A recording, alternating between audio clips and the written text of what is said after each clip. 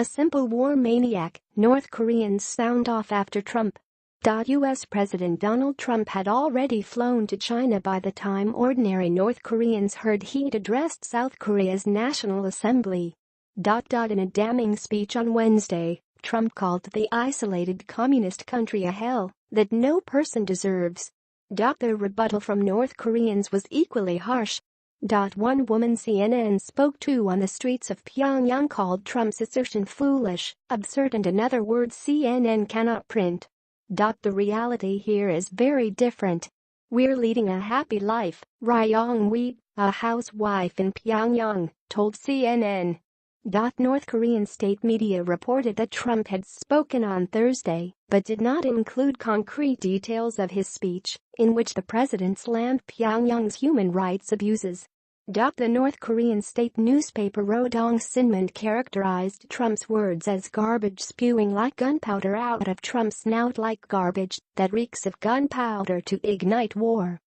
Coverage on state television and in newspapers focused on a small number of protesters outside the National Assembly, despite the fact that they were outnumbered by those rallying in support of the U.S. president.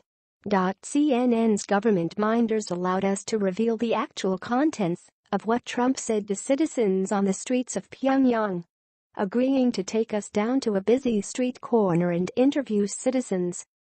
We approached several people. Most were unwilling to speak to us, but not Rai. Trump has no right to talk about human rights, Rai said, as the government minders translated for her. He's a simple war maniac. The phrase maniac is one that North Korean state media often uses to describe Trump, and that's no coincidence. Most people in Pyongyang are effectively sealed off from the outside world.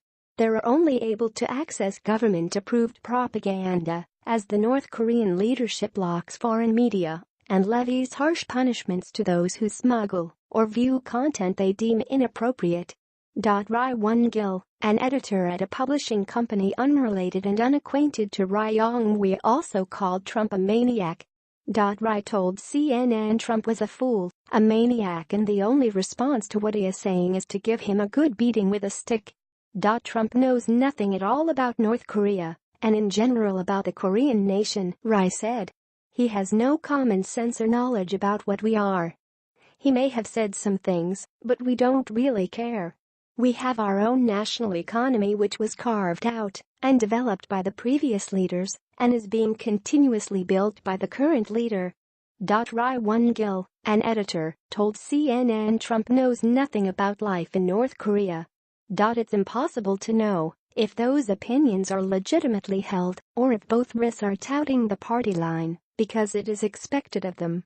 CNN's government minders, who travel with and watch foreign journalists on all trips to the hermit nation, let us talk to whomever we wanted to on the street, but that doesn't mean they were free to speak their minds.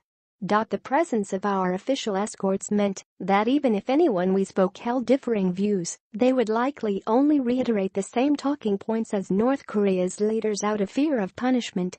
Defectors often paint a much darker picture of life inside North Korea, one in which dissent is harshly punished.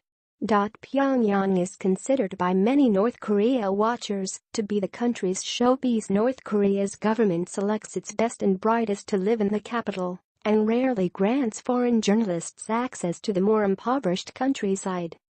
Trump is currently in Beijing as part of a nearly 2-week-long tour of Asia, and North Korea's nuclear and weapons program have been a top priority he's discussed with his Japanese, South Korean and Chinese counterparts. All responsible nations must join together to stop arming and financing, and even trading with the murderous North Korean regime, Trump said Thursday in an appearance alongside Chinese President Xi Jinping. Together we have in our power to finally liberate this region and the world from this very serious nuclear menace, but it will require collective action, collective strength, and collective devotion to winning the peace. North Korean officials said they'd be watching the trip closely. But shortly before Trump's Wednesday speech to the South Korean National Assembly, CNN was told by North Korean officials that they've already heard enough. It's America's actions that matter.